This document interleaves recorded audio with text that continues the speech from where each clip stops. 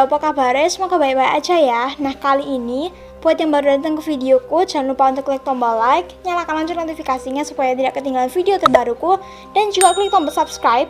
Juga buat orang-orang yang udah support aku dari dulu, terima kasih banget buat yang udah subscribe. Apalagi jangan lupa buat share videonya dari Sabtu sampai Merauke seperti biasa. Soalnya share itu penting banget biar aku tambah lebih semangat buat bikin video, oke? Jangan lupa juga buat screenshot kalau kalian lagi nonton video ini, di screenshot terus tag aku di Instagram @ashleyalsandria75, oke? Kalau sebelumnya aku bahas tragedi-tragedi yang terjadi di hari Natal, kali ini aku bakalan bahas 10 kasus yang terjadi juga di hari Natal tapi unsolved, jadi kayak belum terpecahkan gitu loh, masih misteri. Nah, ini kalau buat yang nanya-nanya kenapa kok berhubungan sama Natal terus, gini loh, Desember itu kan bulan Natal gitu kan ya, jadi aku mau bawain video-video yang berhubungan sama Natal, kan mumpung musim-musim Natal gitu. Oke, buat yang penasaran, yuk kita langsung mulai. Seorang buruh tani bernama John Larson sedang merayakan Natal bersama kedua majikannya, yaitu Matilda dan John Rooney. Majikannya adalah sepasang lansia yang tinggal di luar Seneca, Illinois. Nah, pas itu kan mereka lagi ngerayain Natal gitu kan ya, pesta-pesta Natal, sampai akhirnya mereka itu minum-minum bareng gitu loh. Setelah itu mereka pun kembali ke tempat tidur mereka buat tidur. Nah, cuman pas tidur si Larson ini itu yang membantunya di sana, dia itu kayak kebangun sebentar terus sesak nafas terus tiba-tiba batuk-batuk sendiri gitu. Nah, tapi setelah beberapa lama kemudian dia pun akhirnya tertidur kembali. Nah, pas dia bangun keesokan harinya di hari Natal, kalau yang kemarin kan dirayakan soalnya malam Natal gitu kan ya. Kalau ini kan dia bangunnya di hari Natal. Nah, pas dia bangun dia itu ngeliat bantalnya kayak ada jelaga atau abu hitam gitu loh. Nah, itu adalah sebab kenapa dia itu bisa batuk-batuk terus sesak nafas tadi malam. Larson pun akhirnya turun ke bawah untuk menemui majikannya gitu kan ya. Nah, pas dia masuk ke kamar tidurnya si Patrick, dia itu terkejut melihat Patrick sudah meninggal di tempat tidurnya. Sementara pas dia mau cari Matilda, kan mau ngasih tahu gitu kan ya, ini Patrick kenapa kok tiba-tiba udah meninggal gitu. Nah, pas dia mau nyari Matilda itu nggak ditemuin di mana-mana gitu loh. Jadi kayak seakan-akan orang ini tuh hilang. Beberapa saat kemudian akhirnya dia pun berjalan menuju ke dapur gitu kan ya. Nah, di dapur itu dia tuh ketemu kayak lubang warna hitam gitu. Dan di dalam lubang itu terdapat sisa-sisa potongan sepasang kaki dan juga tumpukan-tumpukan abu yang mengelilinginya. Dan setelah dicek ternyata itu merupakan sisa-sisa dari tubuh si Matilda. Nampaknya dia adalah korban dari pembakaran manusia secara spontan yang mengakibatkan tubuhnya itu tiba-tiba bisa meledak atau kebakar sendiri, teman-teman. Nah, ini aku bakal jelasin ya. Kebakaran manusia secara spontan itu banyak terjadi kepada kaum wanita yang sering sekali mengonsumsi alkohol, dimana mereka itu kayak overdosis, kebanyakan minum alkohol gitu loh. Nah, gara-gara kebanyakan minum alkohol itu di dalam tubuh itu kayak ada reaksi kimia yang berlebihan yang mengakibatkan tubuhnya itu ngerasa tambah lama tambah panas sampai akhirnya bisa meledak sendiri.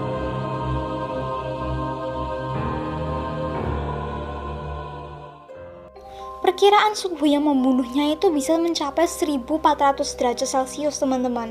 Cuman kalau dilihat dari keadaan rumah di situ, tidak ada kayak kerusakan di tempat lain selain titik yang lubang hitam itu tadi. Jadi kalau misalnya orang curiga si Patrick ini membunuh Matilda atau si Larson membunuh Matilda, itu juga gak masuk akal gitu loh. Soalnya api yang dibutuhkan itu kan 1400 derajat Celcius. Itu kan berarti kan gede banget. Tapi kan gak mungkin dampaknya cuman kayak titik lubang kecil gitu. Belakangan juga diketahui kalau Patrick itu meninggal akibat menghirup asap itu, teman-teman. Nah, buat yang nanya kenapa Larson bisa bertahan, Larson itu kan tidurnya kan di lantai 2 gitu kan ya. Kan tadi diceritain dia turun ke lantai bawah, berarti dia kan di lantai 2. Nah, pas di lantai 2 itu kan pintunya ditutup. Jadi dia itu kayak ada yang nahan gitu loh biar dia gak kena.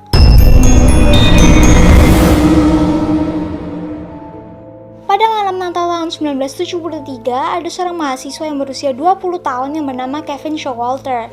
Si Kevin ini itu sedang bepergian bersama pacarnya ke New London, Connecticut, di mana pas itu tiba-tiba bannya itu kempes. Kevin pun akhirnya menepi untuk mengganti ban gitu kan ya. Dan cuman pas dia menepi terus dia keluar, dia itu tiba-tiba ditabrak oleh sebuah mobil. terus ditinggal gitu loh, dan akhirnya dia tewas di tempat itu juga. Jadi kayak tabrak lari gitu. Awalnya tidak ada yang tahu siapa pelakunya teman-teman, sampai akhirnya polisi menyimpulkan kalau pelakunya itu adalah Harvey Maloof yang merupakan mantan wali kota London. Nah pas itu kan dia itu kenapa bisa mendapatkan kesimpulan seperti itu, karena katanya Harvey itu sedang melewati jalan tersebut saat jam-jam dimana Kevin itu meninggal.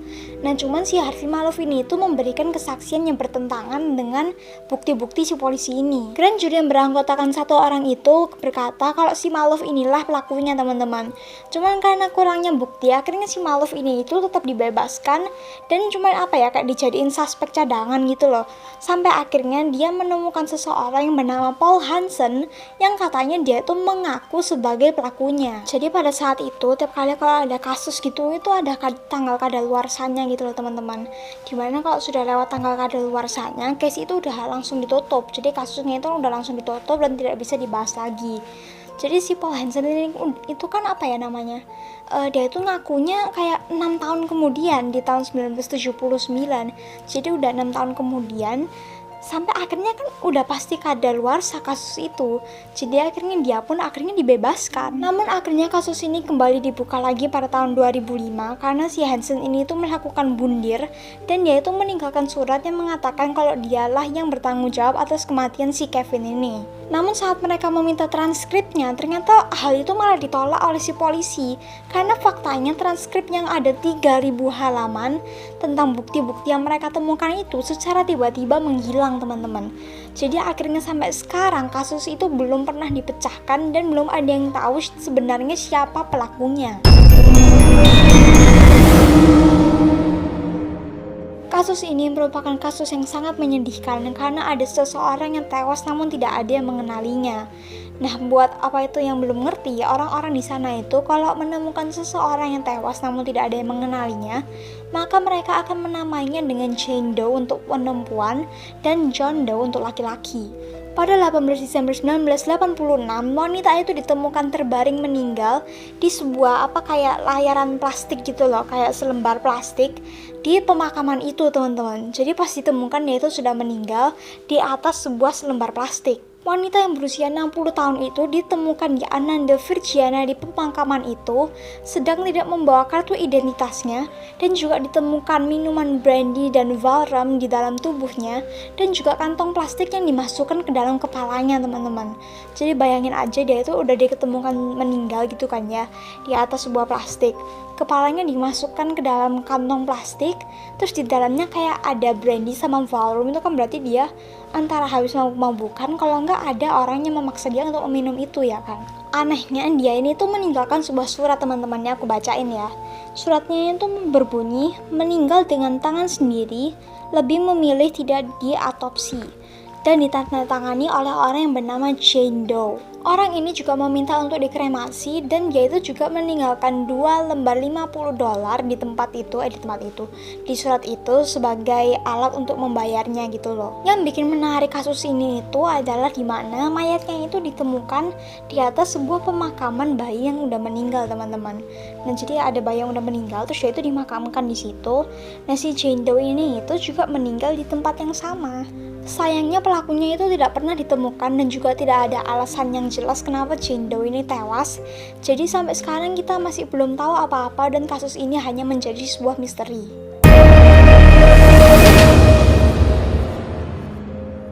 Rhonda Hinson yang berusia 19 tahun bekerja sebagai seorang clerk di perusahaan baja Hickory, North Carolina. Pada malam hari tanggal 22 Desember 1981, dia itu pergi ke sebuah acara pesta yang diadakan oleh perusahaannya bersama 2 teman lainnya. Setelah dia selesai mengantarkan teman-temannya, dia pun mau kembali lagi ke Valdosta di mana rumahnya berada. Namun tidak jauh setelah dia berjalan ke arah rumahnya, dia itu akhirnya menjadi korban kasus penembakan yang aneh. Senapan bertenaga tinggi menembak Rhonda dari arah yang kurang jelas teman-teman. Tapi peluru itu berhasil melewati bagasi tempat duduk yang nyetir itu sampai akhirnya mengenai jantungnya si Rhonda. Kendaraan itu akhirnya ditemukan di pinggir jalan yang dengan pintunya itu udah kebuka gitu. Sementara si Rhonda itu udah beberapa langkah jauhnya dari si mobil. Jadi mobilnya di sini, terus itu bagian pintu pengembudinya itu kebuka, terus si Rhondanya itu di sini gitu loh. Pada malam pembunuhan, seseorang yang melewati mobilnya si Ronda ini itu melihat ada seseorang yang berdiri di sebelahnya si Ronda yang sudah tidak sadar diri, tertidur di di setirannya gitu loh. Saksi itu tidak tahu kalau si Ronda ini itu sudah meninggal di dalam mobil itu gitu loh teman-teman. Cuma pas dia lihat, dia itu kayak melihat ada mobil Trans Am yang diparkir tidak terlalu jauh, yang katanya mungkin aja bisa jadi mobil si pelaku itu. Cuman sampai sekarang belum tentu belum diketahui kenapa pelaku ini itu membunuh si Ronda, apa alasannya atau kenapa dia membunuhnya itu masih mereka cari gitu loh. Soalnya ini kan masih misterius gitu kan ya. Belum ada bukti-bukti yang terlalu kuat yang nunjukin masalahnya apa gitu. Terus kalau mobilnya diparkir agak jauh dari mobilnya si Ronda, buat apa dia deketin si Ronda terus parkirnya mobilnya di tepi jalan, dibuka pintunya terus Rondanya diseret keluar. Nah itu kan yang bikin aneh gitu kan ya. Cuman sampai sekarang belum ada yang tahu kenapa sampai akhirnya kasus ini masih menjadi misteri.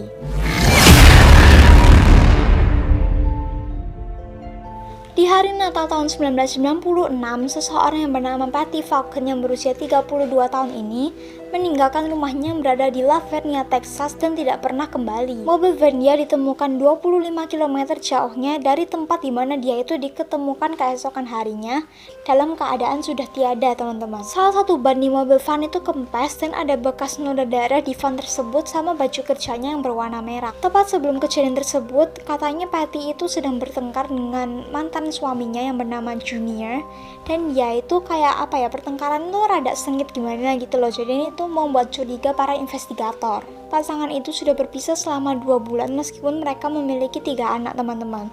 Nah si Junior ini itu rada cemburu sama si Patty karena dia itu berkencan dengan orang lain dan mengangkat alis ketika dia itu mengirimkan gugatan cerai sehari setelah dia menghilang. Jejak darah juga ditemukan di kamar Patty dan juga di papelannya yang membuktikan kalau ada seseorang yang berusaha membersihkannya gitu, teman-teman. Nah terus pas si polisi ini tuh mengecek DNA-nya, mereka itu memastikan kalau semua noda darah itu miliknya si Patty. Namun kasus ini tuh berubah sedikit aneh ketika ibunya si Patty ini itu tiba-tiba menerobos masuk ke rumahnya si Junior, terus dengan tiba-tiba mengambil sebuah tongkat baseball dan memukulinya gitu loh. Namun kalau dibilang Junior yang membunuh, tidak ada bukti yang cukup, jadi akhirnya si Junior ini pun dibebaskan, teman-teman. Nah setelah dia dibebaskan, dia pun mengambil hak asuh ketiga-tiga anaknya.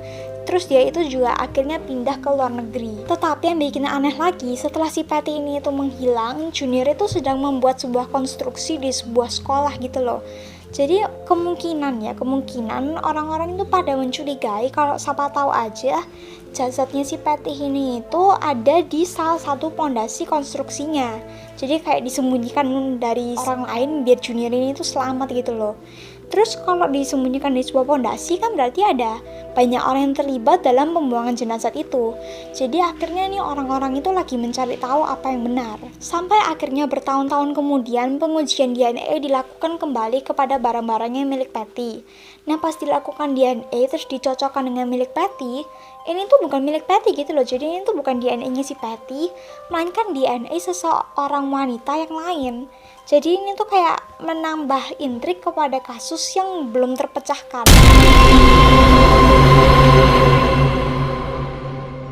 Pada tahun 1994, seseorang yang bernama Tracy Mertens yang berusia 31 tahun ini pindah bersama pacarnya ke sebuah tempat yang bernama Rockdale, Inggris bersama kedua anaknya. 2 hari sebelum Natal, Tracy pun memutuskan untuk kembali lagi ke rumah lamanya yang berada di Birmingham, di mana dia itu kesana buat mengambil beberapa barang yang ketinggalan. Tiba-tiba 2 orang berkulit hitam masuk menerobos ke rumah itu, lalu menutup mata si Tracy dan menculiknya. Dia pun kemudian dibawa ke Eton, ditinggalkan di sebuah tangga di dalam gereja.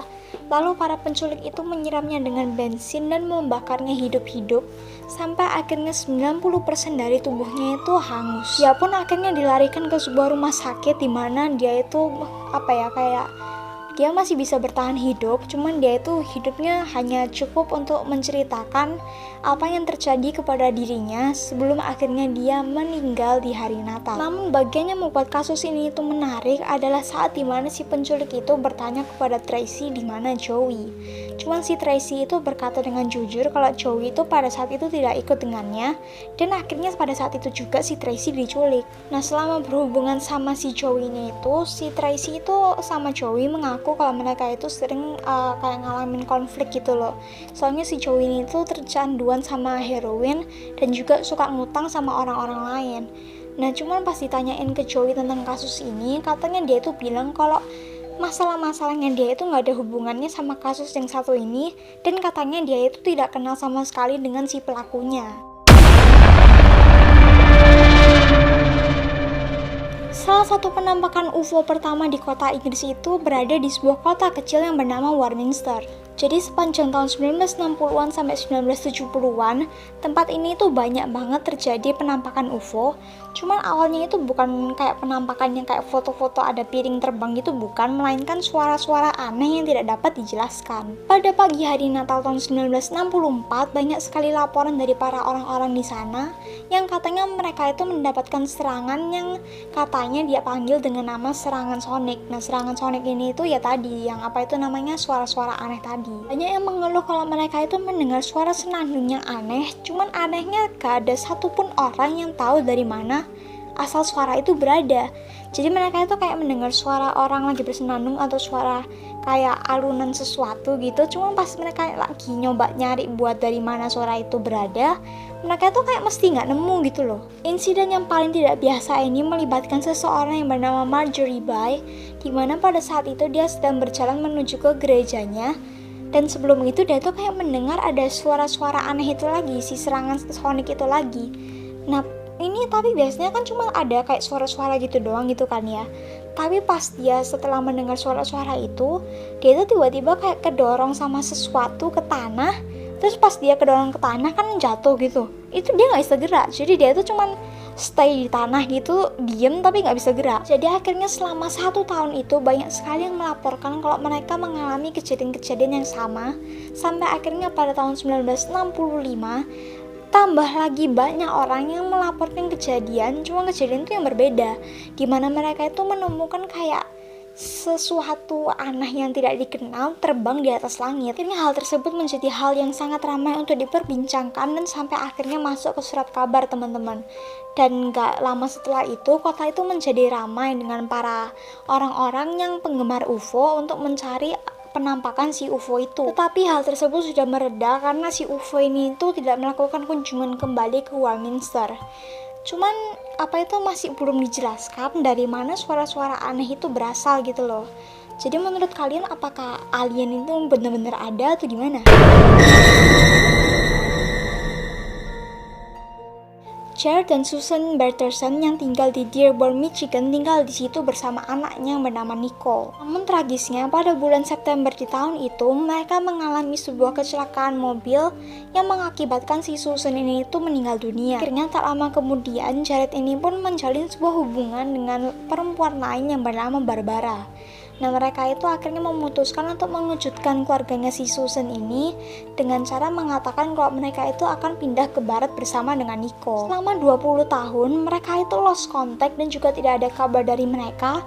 Dan setelah itu, Nicole juga tidak pernah terlihat lagi. Akhirnya keluarga si Susan ini pun menyewa sebuah penyelidik swasta yang akan melacak pasangan tersebut di Los Angeles. Tetapi sehabis dia meninggalkan Michigan, tidak ada jejak kertas dari pasangan dan Nicole itu, sehingga para penyelidik swasta itu rada kesusahan gitu loh. Beberapa lama kemudian akhirnya polisi pun ikut terlibat dalam kasus ini.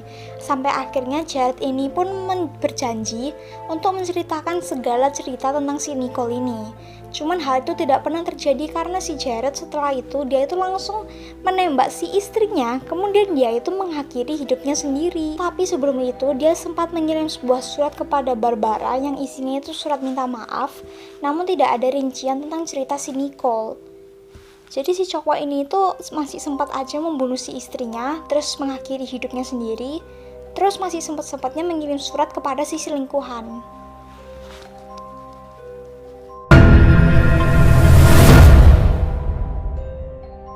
Latricia White menghabiskan waktu Natalnya itu di tahun 1994 bersama suaminya dan juga putranya yang bernama Chance. Chance ini itu sebenarnya harus kembali ke ibunya di hari Natal gitu teman-teman, kan buat ngerayain bareng gitu kan ya. Cuman karena si Chance ini itu nggak mau, akhirnya dia itu minta izin kepada si ibunya buat tinggal sebentar di rumah ayahnya. Namun pada tanggal 27 Desember, si Latricia ini itu kan nggak memberikan kabar apapun kepada ayahnya gitu kan ya. Nah namanya ayah kan juga pasti mulai khawatir gitu. Jadi akhirnya si ayahnya Latricia ini itu memutuskan untuk pergi ke rumahnya Latricia dan mencari mereka. Namun dia pun terkejut ketika melihat anaknya itu tertembak mati di kasurnya dengan 6 tembakan di badannya oleh sebuah senapan 22 kaliber. Sementara si Dab suaminya ini itu juga tidak diketemukan bersama dengan Chance si putranya. Nah ini tuh ada yang bilang kalau Dab itu sebelum kejadian ini sempat bertengkar dengan Latricia gitu teman-teman.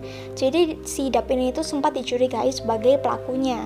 Cuman mereka itu masih berdebat antara Dab ini itu merupakan pelakunya atau korbannya. 3 hari kemudian akhirnya truk milik dia itu diketemukan 50 km jauhnya dari tempat kejadian tersebut, dimana dia itu diketemukan buku ceknya, dompetnya, sama bukti yang paling kuat itu ada kado-kado yang belum kebuka gitu, kayak baru dibungkus, berlumuran darah. Tetapi pas dicek DNA-nya itu tidak sama dengan DNA milik si Latricia. Jadi mereka itu memikir kembali, mungkin si Dab dan Chance ini itu juga korban, cuman tubuhnya itu disembunyikan di suatu tempat yang mereka nggak tahu. Beberapa bulan setelah kejadian itu, si nenek dari ibunya Chance, berarti kayak nenek buyut gitu kan ya, itu mendapatkan sebuah telepon dari orang yang tidak dikenal berkata tolong aku. Nah, jadi orang itu sempat memiliki peluang kalau ini tuh adalah suaranya si Chance atau si Dab. Cuma mereka itu masih belum bisa melacak tempatnya. Jadi akhirnya sampai sekarang kasus ini itu masih menjadi misteri. Belum ada yang tahu di mana Dab dan Chance berada. Apakah mereka masih hidup atau enggak juga belum ada yang tahu. Dan pelakunya ini tuh juga belum ada yang tahu gitu loh.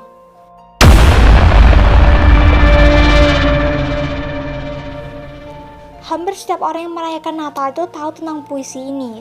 Judulnya itu adalah Was the Night Before Christmas. Ternyata ada misteri di balik puisi itu, di mana sampai sekarang belum diketahui siapa penulis yang sebenarnya. Puisi ini dikirim secara anonim ke sebuah surat kabar dan kemudian dipublish pertama kali di tanggal 23 Desember 1823. Puisi ini terbukti sangat populer sampai akhirnya pada tanggal 1844, seorang profesor yang bernama Clark Moore itu mengklaim pujian dari puisi itu. Akhirnya sebagian orang itu menganggap kalau dialah penulis yang sebenarnya.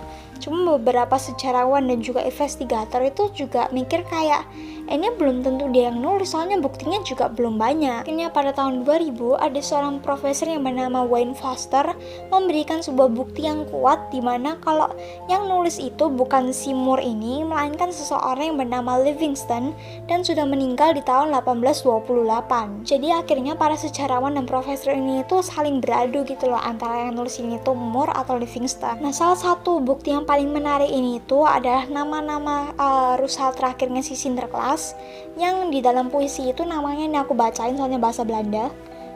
Dunder mungkin, D-U-N-D-E-R, Dunder, dan Bliksem. Iya kalau nggak salah bacanya gitu. Namun karena sebuah kesalahan printer, akhirnya kata-kata itu berubah menjadi Donder dan Bliksem. Sebenarnya arti dari kata itu merupakan bahasa Belanda dari guntur dan kilat. Nah masalahnya si Moore ini itu terbukti tidak bisa berbahasa Belanda dan dia itu juga sering salah menulis nama rusanya gitu loh. Soalnya beberapa tahun setelah itu dia kan mensalin ulang puisinya kan disalin ulang. Nama rusanya itu selalu salah. Jadi ini tuh kebukti banget kalau dia itu nggak bisa bahasa Belanda. Yang akhirnya membuat para pro Livingston itu lebih bersemangat, soalnya si Livingston ini tuh benar-benar bisa bahasa Belanda. Nah jadi harusnya dari sini kan udah ketahuan nggak sih kalau Moore itu bukan penulisnya, sementara Livingston ini tuh penulisnya, ya nggak sih? Soalnya kan si Moore nggak bisa bahasa Belanda ya, masa kali dia tiba-tiba nulis terus nggak sengaja sama kayak bahasa Belandanya guntur sama kilat itu. Namun karena buktinya masih belum cukup kuat, akhirnya sampai sekarang terpaksa penulis itu masih belum ditemukan.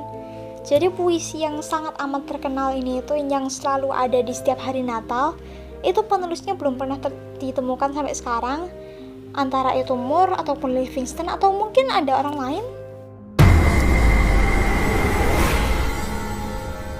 Oke guys, jadi ceritanya sampai situ dulu aja ya. Nah, aku mau nanya deh sama kalian.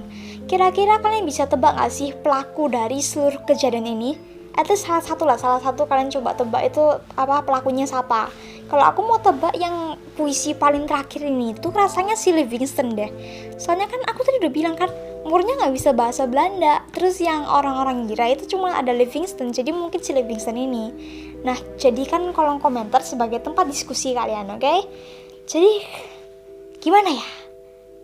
Intinya dalam video ini kita bisa belajar kalau hidup itu terkadang apes guys. Oke guys, buat yang kalian sudah selesai nonton video ini sampai akhir, jangan lupa juga buat di screenshot. Oke, aku tadi awal udah ingetin loh ya, jangan lupa kalian screenshot bagian sini, di screenshot gitu kan ya. Terus kalian tuh di post di Instagram. Habis di post di Instagram silahkan tag aku @ashleyasandria75, nanti ada tulisannya di sini, oke? Awas kalian lupa. Oke, terima kasih buat nonton video ini. Jangan lupa buat di like videonya. Terus juga di kolom komentar misalnya kalau ada saran atau mungkin ada kritik. Terus juga misalnya kalau kalian mau aku kayak bahas apa di video selanjutnya gitu. Misalnya kalian lebih suka aku bahas horor atau bahas thriller atau bahasnya kayak gini-gini atau bahas konspirasi, silahkan tulis di kolom komentar. Jangan lupa juga buat share dari Sabang sampai Merauke seperti biasa. Awas aja kalau kalian lupa ya, soalnya share ini sangat penting biar aku bisa lebih semangat lagi bikin video baru. Jangan lupa juga buat di subscribe buat yang belum, sama juga nyalain lonceng notifikasinya supaya kalian tidak ketinggalan video terbaru kok. Oke, sampai sini dulu aja. Jangan lupa buat stay at home and stay healthy. Bye!